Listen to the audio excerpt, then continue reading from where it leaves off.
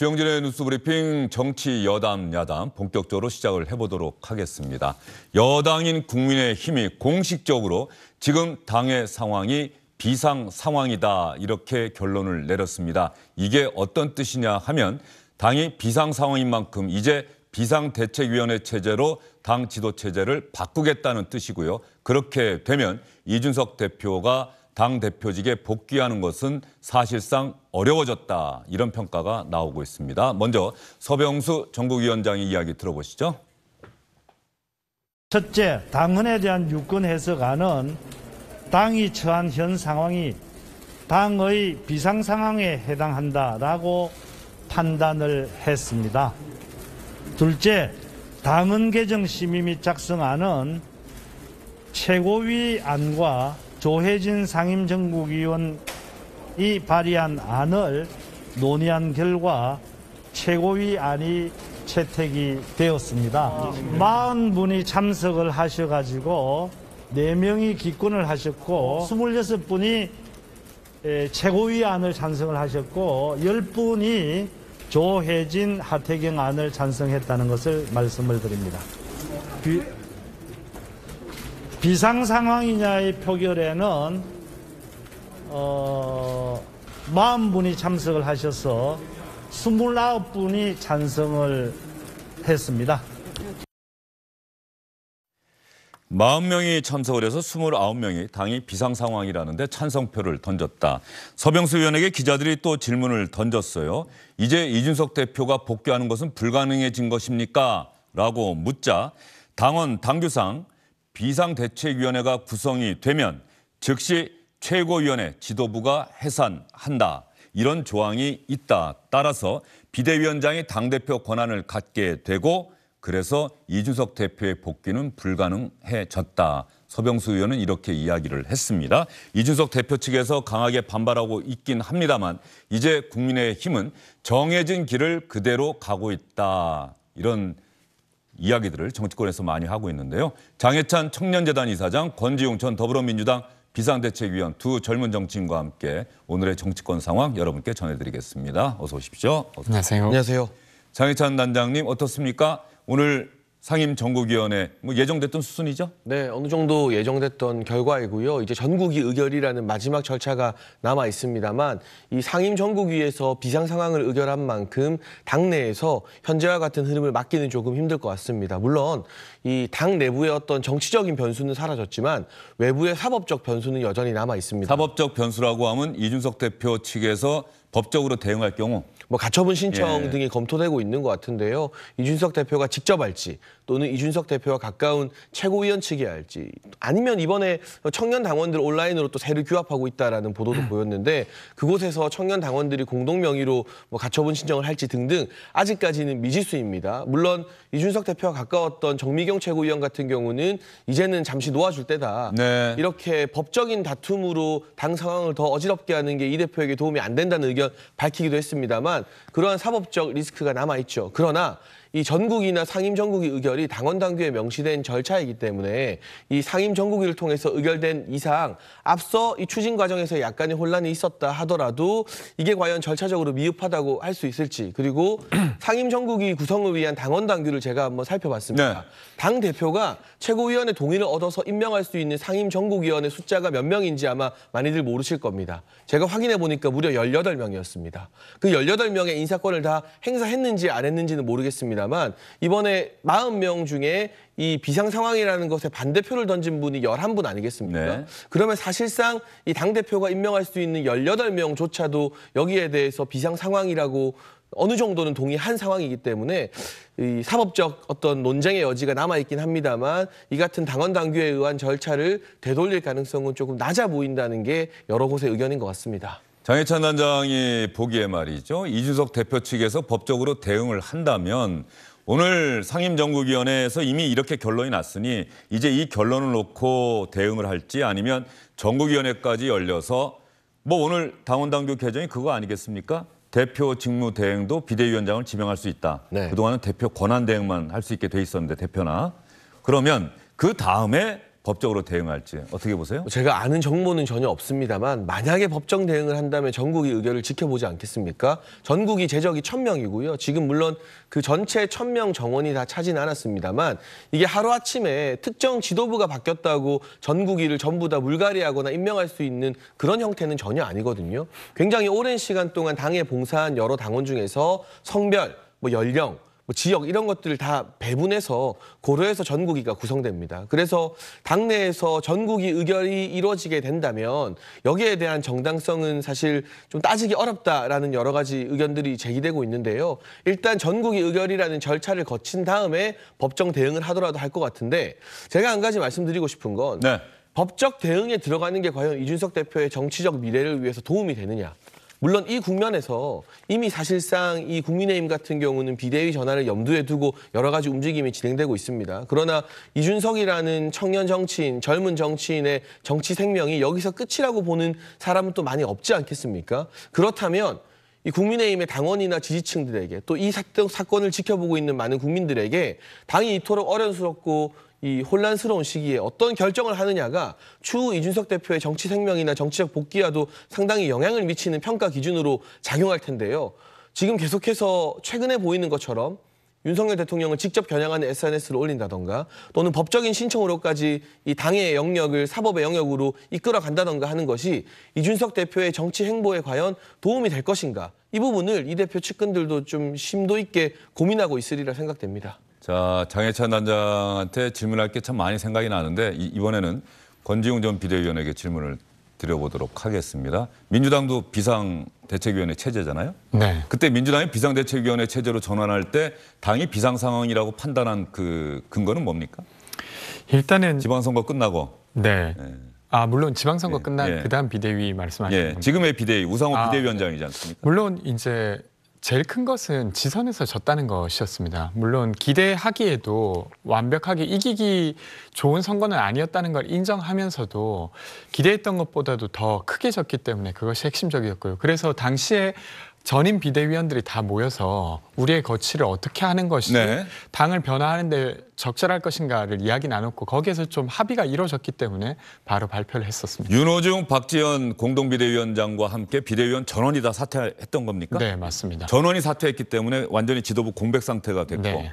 그래서 비대위원장은 역시 마찬가지로 전국위원회 소집해서 거기서 우상호 비대위원장을 지명을 그때 했던 당시 겁니까? 제가 기억하기로는 선수별 의원들을 좀 네. 만나서 누가 적절한지 이야기를 좀 나눴고 그리고 의총에서 그 이야기를 하고 마지막으로는 전국위원회랑 비슷한 개념 같은데 중앙위원회라고 예, 중앙위원회. 위원회가 있습니다. 거기에서 이제 다루어서 최종 결정하게 되었습니다. 예. 자, 이제 국민의힘, 여당인 국민의힘은 내부 혼란 상황을 수습하기 위해서 비상대책위원회 체제로 전환하기로 사실상 결정을 내린 거고요. 이 결정에 따라서 이준석 대표가 당 대표직에 6개월의 당원권 정지라는 징계가 끝나더라도 당 대표직에 복귀할 수는 없다. 이렇게 유권 해석을 내린 상황입니다. 그러면 여기서 불과 얼마 전에 권성동 원내대표가 당대표 직무대행을 맡을 당시에 했던 이야기를 여러분과 함께 들어보도록 하겠습니다. 당 기획조정국에서 법률 전문가의 조언을 받고 또 그동안 축적된 그런 관례를 거울 삼아서 다각도로 검토한 결과 당원권 정지는 당대표의 고리가 아닌 사고다. 그리고 당원 당규상 당대표가 고리된 경우 외에는 임시전당대회를 할 방법이 없다. 그리고 이런 견해에 대해서 최고위원회에서도 이 당 기조국의 당원 당규 해석에 대해서 동의를 했습니다. 장해찬 단장, 한 달도 안 된 지난달 11일에 권성동 원내대표의 이야기인데 말이죠. 저 때는 비상 상황이 아니어서 당대표 직무대행 체제로 가겠다고 이야기를 했어요. 그 한 달도 안 되는 지난달 11일 이후에 도대체 무슨 일이 있었을까? 권성동 원내대표는 계속해서 원내대표직을 유지하고 있지 않습니까? 그 한 달 사이에 지금 집권 여당 국민의힘 지지율이나 윤석열 정부 국정 지지율이 많이 하락하게 되면서 국정 동력 상실이 우려되는 상황까지 오게 되었죠. 그런데 그 책임이 특정 개인에게 있느냐, 뭐 일부 과정에서 누가 실수를 했고 누구의 메시지가 문제였고 이런 책임 소재를 따지는 것 당연히 평론의 영역에서 할 수 있는 일입니다만 이 집권 여당이나 정부 입장에서 보게 되면 이게 지금 일정 부분 누구 책임, 뭐 20%는 누구 책임, 30%는 누구 책임 이 소재를 따지기 이전에 어찌되었건 이 취임 100일을 앞두고 지지율이 20%대로 떨어진 상황에서 이 난국을 타개하기 위해서는 이 대담한 변화가 필요하다.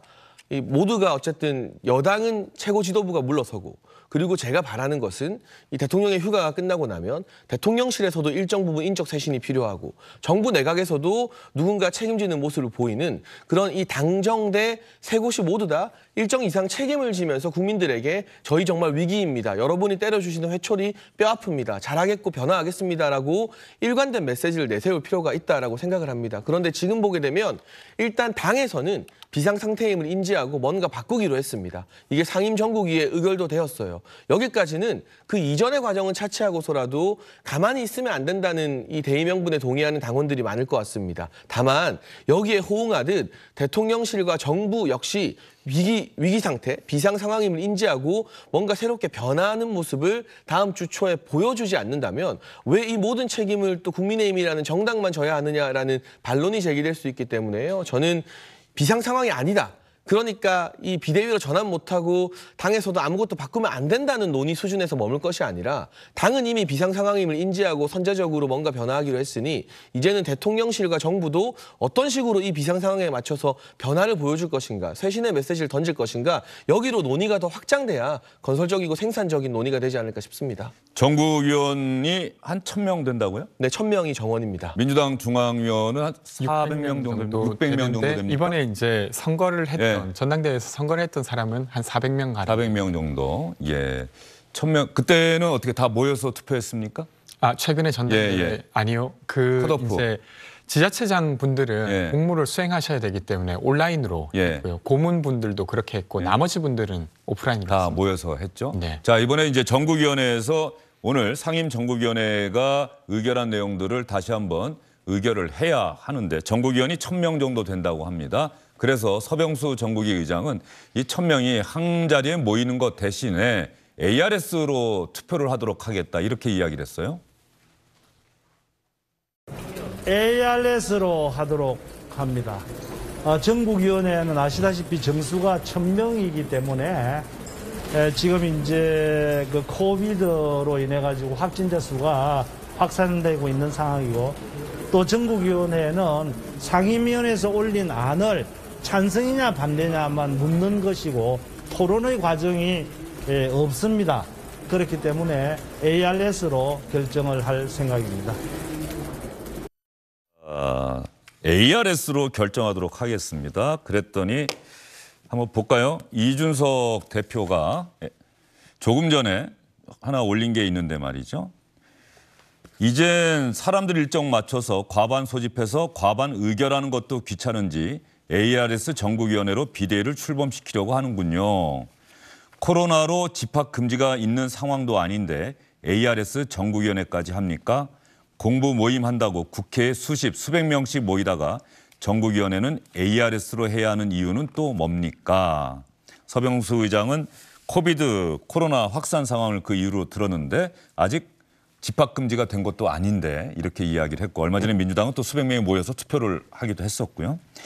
그리고 이준석 대표가 오늘 오전에 올린 SNS 글을 하나 또 보면 윤석열 대통령을 또 한번 직격했네요. 이준석을 아무리 공격하고 이준석에게 내부 총질한다고 지적해도 부질없는 이유는 수많은 자기 모순 속에서 이 판을 끌고 나가기 있기 때문입니다. 선출된 당대표가 당내 상황에 대해서 말하는 것이 내부 총질이라는 인식도 한심한 게 당대표가 말하는 것이 정론이고 그에 반대하는 의견이 보통 반기를 드는 행위입니다. 자, 여기서 말이죠. 선출된 당대표가 당내 상황에 대해서 말하는 것이 내부 총질이라는 인식도 한심하다. 내부 총질이라고 하는 표현을 누가 썼죠?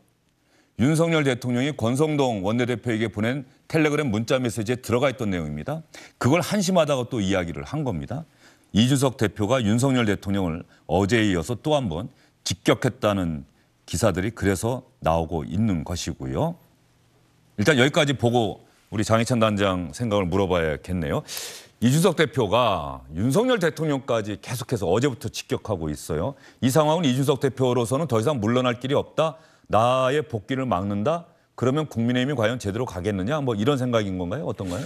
근데 이게 과연 정치적으로 이준석 대표에게 도움이 되는 전략인지 저는 정말 잘 모르겠습니다. 이를테면 경선 과정에서부터 이준석 대표에게 우호적인 스탠스를 취했던 홍준표 대구시장이 오늘 SNS에 글을 올렸는데요. 그 얘기는 조금 이따 하려고 했는데 뭐 먼저 말씀하시면. 나중에 나오나요? 예. 네. 그 홍준표 시장의 글을 보고 저도 참 많은 공감이 되었던 게 홍준표 시장이나 또는 당대표 비서실장을 역임했던 박성민 의원이나 나름 이 중간에서 중재하기 위해서 이 열심히 노력했던 사람들, 그리고 뭔가 관계가 틀어지고 자꾸 이 갈등 관계, 긴장 관계가 조성되지만 이걸 해결하기 위해서 중재자 역할을 하려고 노력했던 정치인들이 국민의힘에 왜 없겠습니까? 네. 그런데 넘어서는 안 되는 마지노선이 집권 여당의 당직자나 당원으로서 대통령을 직격하고 직접 겨냥해서 소위 말하는 디스하는 행위라고 생각합니다. 이건 이 국민의힘뿐만 아니라 민주당 내부에서도 불문율로 여겨지는 우리 정치의 금도라고 생각하는데요. 최근에 며칠 사이에는 아무래도 뭐 상임 정국이나 전국이 일정 등이 잡히다 보니까 다소 격앙된 메시지 끝에 윤석열 대통령을 직접 겨냥해서 비난하는 그런 어조들이 나오고 있는데, 그렇게 되면 홍준표 시장이나 뭐 또 다른 분들이나 이런 분들이 그래도 이준석 대표가 우리 국정 운영 동력을 위해서 필요하다. 결국에는 같이 가는 게 좋다. 정치적 어떤 타결점, 이 명예로운 퇴진을 열어줘야 된다라고 설득을 하고 목소리를 내기가 굉장히 힘들어지거든요. 결국 주위의 모두를 다 적으로 만들게 되면 그 공간이 굉장히 협소해지는 거 아니겠습니까? 조금이라도 일치하는 게 있다면, 교집합이 아주 최소화된 부분이라도 있다면 적이 아닌 아군으로 만들어서 이 나의 영역을 넓혀가는 게 정치라고 봤을 때 지금 굉장히 절박한 상황인 것은 알겠습니다만 대통령을 지켜가는 것이 과연 이준석 대표의 현재 상황이나 앞으로의 정치 복귀, 정치 행보에 도움이 되는지 그 부분은 굉장히 의아스럽고요.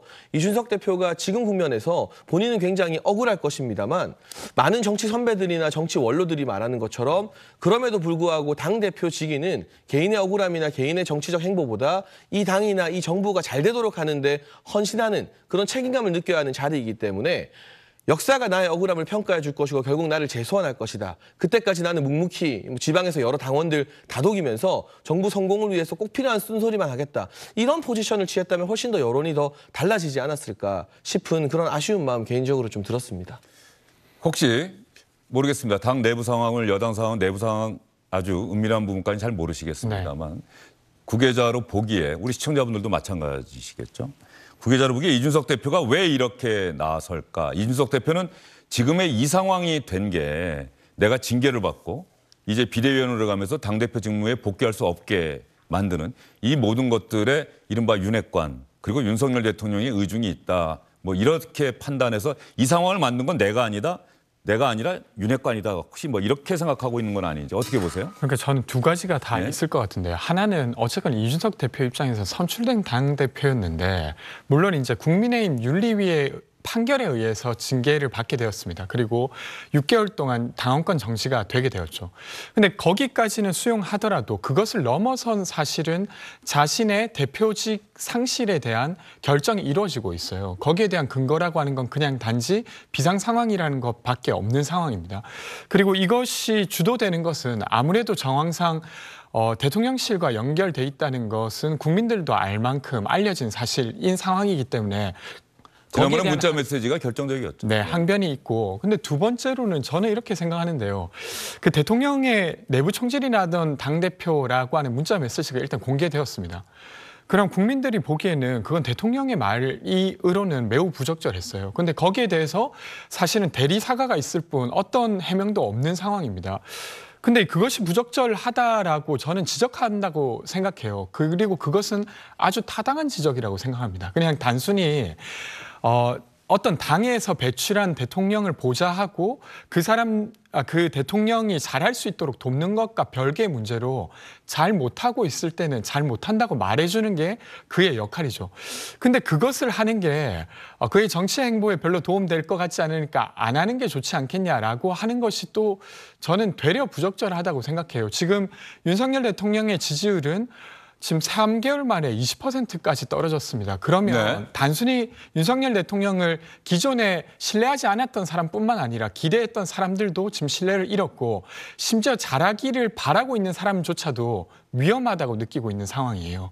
그럼 그에게 그 대통령께 지적하지 않고 이 문제가 해결될 것 같았으면 진작에 해결됐겠죠. 근데 그것이 안 되고 있는 국면이기 때문에 설사 대통령이라 하더라도 저는 비판받아야 될 건 비판받아야 된다고 생각합니다. 동감하는 부분이 적지 않은데요. 네. 동감하는 네. 부분이 적지 않아요. 다만 제가 뭐 이 선대본이나 인수위까지 몸담았던 사람으로서 이 뉴스 브리핑에서 정호영 복지부 장관 후보자나 네. 박순애 장관 후보자 임명 전에도 반대해서 참 많은 기사가 나기도 했고 이런 내부 비판 자체가 막혀 있어야 된다거나 하면 안 된다라고 생각하지 않습니다. 하지만 이 언론인이나 평론가가 아닌 당직자, 그중에서도 고위 당직자가 가져야 될 언어의 무게감은 좀 다르지 않느냐라고 많은 당원들이 생각하는 것 같고 그 과정에서 내부 비판을 하고 뭐 특정 인사에 대해서 반대하더라도 이 정부가 남의 정부가 아니라 결국 내가 지금 정부 구성원은 아니더라도 우리가 함께 만든 정부라는 애정과 책임감 위에서 말이나 표현의 수위들을 굉장히 고민하면서 해야 되는 것이다. 그 부분에 있어서 우리가 좀 잘못한 부분, 좀 지나쳤던 부분에 대해서 당원들의 평가가 박하다면 이건 무조건 내가 소위 말하는 유대간들에게 밀려서 떠밀려 나가는 것, 뭐 그렇게 보는 시각도 있겠습니다만 왜 내가 대선도 이기고 지선도 이겼는데 당 내부에서 이런 평가를 받게 됐는가. 상임전국위원, 그중에 제가 아까 말씀드린 것처럼 마음먹으면 당대표가 임명할 수 있는 자리가 무려 18개나 됩니다.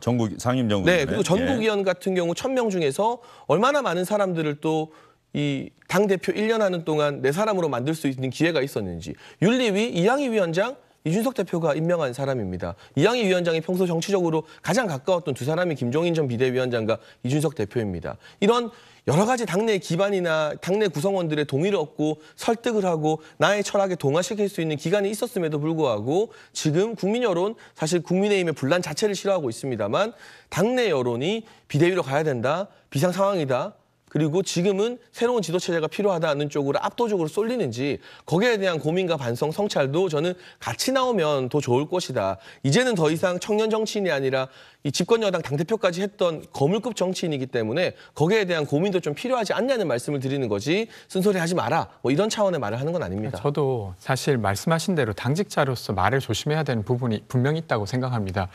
근데 이제 아주 세밀한 것까지 모르는 입장이지만 겉에서 보기에는 지금은 아주 쓴소리가 필요한 때인 것 같아 보여요. 그만큼 아주 위기적 상황이라고 보여져서 제가 그런 지적이 꼭 나쁘다고 볼 수 있겠냐라고 말씀드린 부분입니다. 예.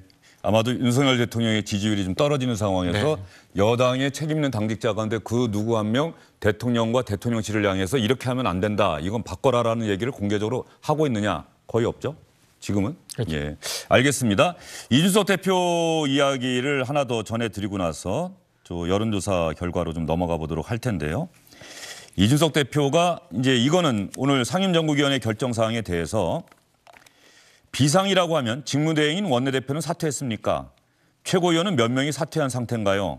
정작 사퇴하지 않았는데 어쨌든 비상이라는 코미디를 오늘 목격하게 되는 겁니다. 이렇게 이야기를 했고 삼성 간호라는 이야기를 썼어요. 우리 SBS 취재기자가 리포트에 친절하게 이게 삼국지에 나오는 것이다라고 설명을 해줬는데 삼성 간호.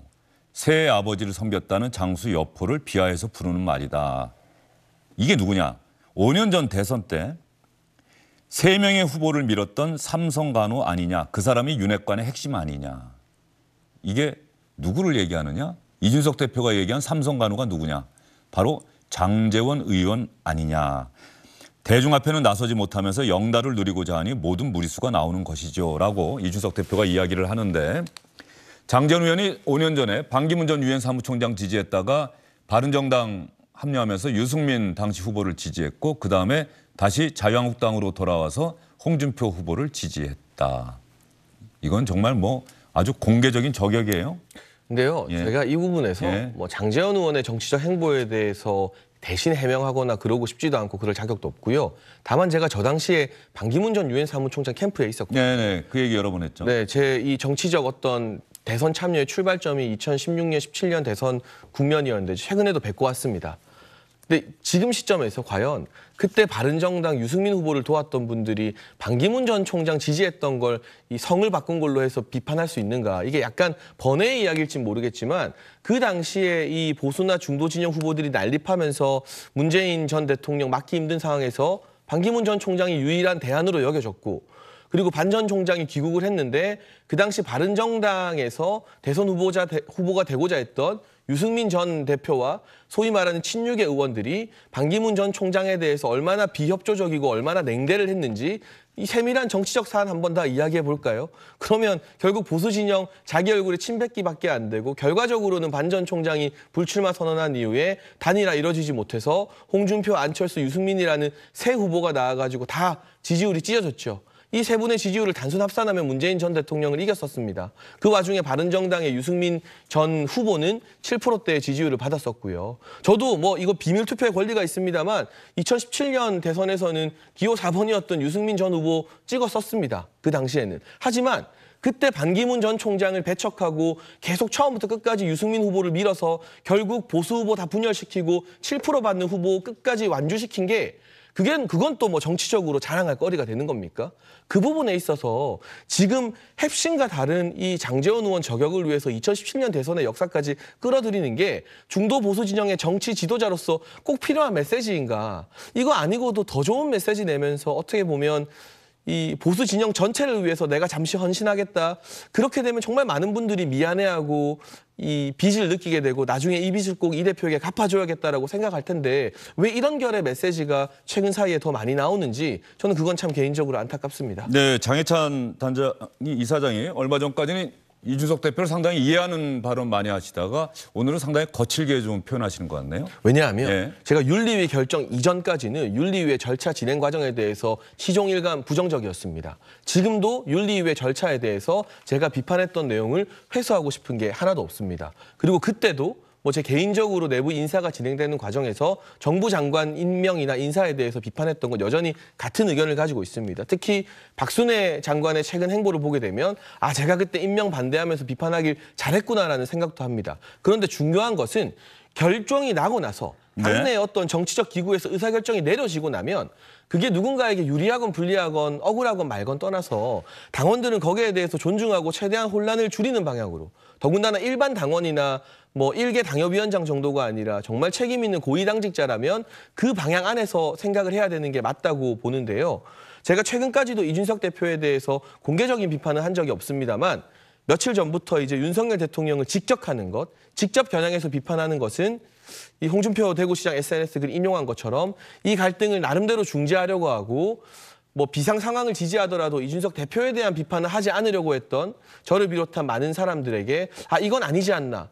윤석열 대통령이나 대통령실 향해서 쓴소리가 필요한 것처럼 지금 이준석 대표가 대통령을 직격하면서 내는 메시지에 대해서도 쓴소리가 필요하다라는 차원에서 이런 말씀을 처음으로 드리는 겁니다. 예, 알겠습니다. 지금 여당 위기가 왜 왔다고 생각하세요? 여당 위기요? 예. 뭐 총체적인 거죠. 예. 당은 당대로 누구한테 가장 큰 못하고 책임이 있다고 보십니까? 지금 여당 위기요. 예. 저는 그 책임을 아까 말씀드린 것처럼 지분을 일일이 나눠서 누구에게 책임이 더 크다고 보진 않습니다. 분명한 것은 윤석열 대통령께서도 책임이 있으시죠. 휴가 복귀하시고 변화하겠다, 더 낮아지겠다 말씀하셔야 되고 대통령실도 대우각성해야 되고 국민의힘에 책임 있는 지도자들이나 고위 당직자들도 그 책임에서 회피할 수 없는 건 마찬가지 아니겠습니까? 예, 여기에서 알겠습니다. 여당이 왜 이런 위기 상황까지 왔다. 뭐 민주당은 뭐 당연히 그동안 그거 갖고 또 갑론을박 많았었는데 네. 말이죠. 저는 장희찬 이사장님께서 직접 말씀하시긴 좀 어렵지만 국민들 다수는 대통령실의 잘못 때문에 지지율이 낮아졌다고 보고 있는 것 같습니다. 뭐 예를 들면 박순애 장관을 임명했던 문제, 그리고 경찰국 설치 혹은 교육부의 어떤 교육 정책을 되게 세게 밀어붙인 것, 그리고 끝으로는 문자가 공개되면서 내부 총질이나 하는 당대표가 없어지니 당이 잘 굴러가네요 라고 했던 부분들이 다 사실은 윤석열 대통령과 관련된 것입니다. 그러니까 되려 이제 국민의힘 지도부가 잘못했다기보다 윤석열 대통령 및 거기에 참모진들이 잘 국정을 운영하지 못하면서 발생한 문제인데 되려 변죽만 울리고 있는 것 같아요. 그러니까 이 문제를 극복하기 위해서 대통령실도 쇄신을 위해 최선을 다하고 내각도 최선을 다하고 그리고 국민의힘 지도부도 최선을 다하고 있다고 하면 국민들이 조금 더 지켜보자 이렇게 생각하실 것 같은데 지금 그렇게 보이는 게 아니라 대통령실이 나서서 국민의힘에게 책임을 지라고 하고 있는 것처럼 보여집니다.